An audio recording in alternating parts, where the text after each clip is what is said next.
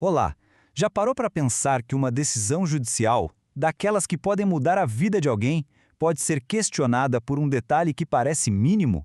Pois é, hoje a gente vai mergulhar fundo na validade da assinatura digital e entender como um simples clique do juiz tem um peso gigantesco no mundo do direito. Fica por aqui que o assunto é importante.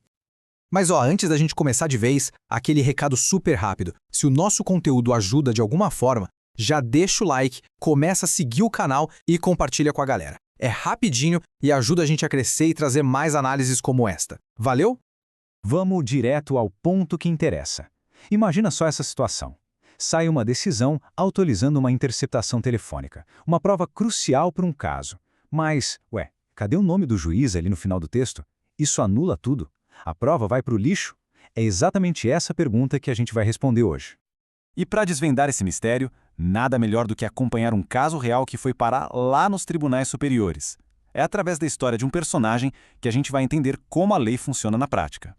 Bom, a história toda começa com a polícia investigando uma organização criminosa. No meio disso, eles pedem a um juiz para quebrar o sigilo telefônico de um suspeito, que vamos chamar de João. O juiz concorda, autoriza a medida e essa decisão é lançada lá no sistema eletrônico do tribunal. Com base nisso, a polícia consegue as provas que precisava contra o João. Até aqui tudo parece normal, certo? Parecia. Mas é exatamente nesse ponto que a história dá uma virada. A defesa do João entra em cena, encontra o que eles acham que é uma brecha, uma falha gravíssima na decisão e aposta todas as fichas para anular a prova que poderia condená-lo. O argumento da defesa foi bem direto.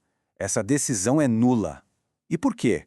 Porque, segundo eles, o nome do juiz não estava lá digitado no final do texto. Para a defesa, isso era um problemão, porque, na visão deles, ficava impossível saber com 100% de certeza quem tinha autorizado a quebra de sigilo. E isso, claro, seria uma violação séria do devido processo legal. E aí começa a batalha judicial. Na primeira instância, o juiz negou o pedido da defesa. Inconformados, eles recorreram para o Tribunal de Justiça, que também disse não, afirmando que a assinatura digital era válida. Mas a defesa não desistiu e levou o caso para o último round, o Superior Tribunal de Justiça, o famoso STJ. A tensão só aumenta enquanto o processo sobe para Brasília, né? E nesse momento chave, um recadinho rápido. Se essa explicação está ajudando a entender melhor o assunto, que tal compartilhar? Enviar para um colega, postar nas redes sociais, isso ajuda demais o DireitoCast a crescer e a gente a produzir ainda mais conteúdo de qualidade. Contamos com esse apoio.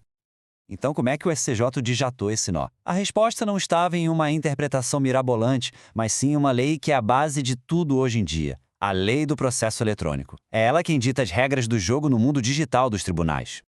E a lei, é cristalina. O artigo 8º da Lei 11.419, de 2006, diz com todas as letras: no processo eletrônico, os atos são assinados eletronicamente. Ponto.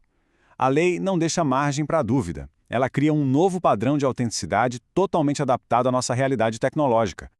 E foi com base nessa lei que o STJ bateu o martelo. A decisão final deles não só resolveu o caso do João, como também criou um entendimento super importante que serve de guia para milhares de outros processos Brasil afora.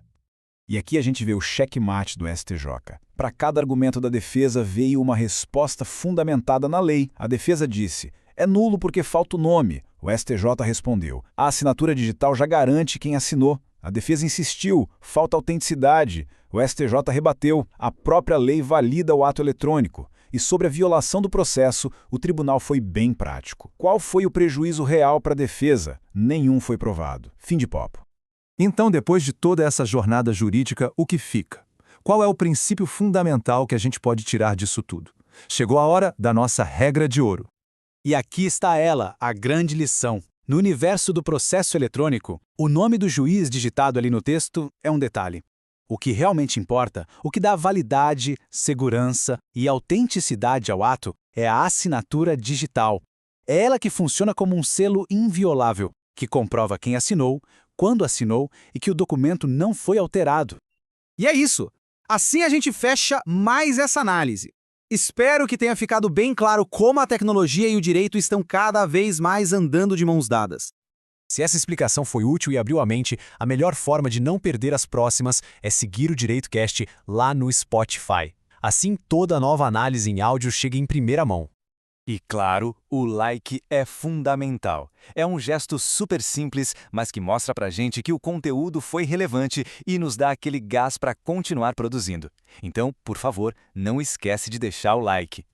E para quem curte mais o formato em vídeo, com imagens e tudo mais, a gente também está no YouTube e no TikTok. É só procurar por Direito Cash que aparecem as nossas análises por lá. Muito obrigado pela companhia e até a próxima.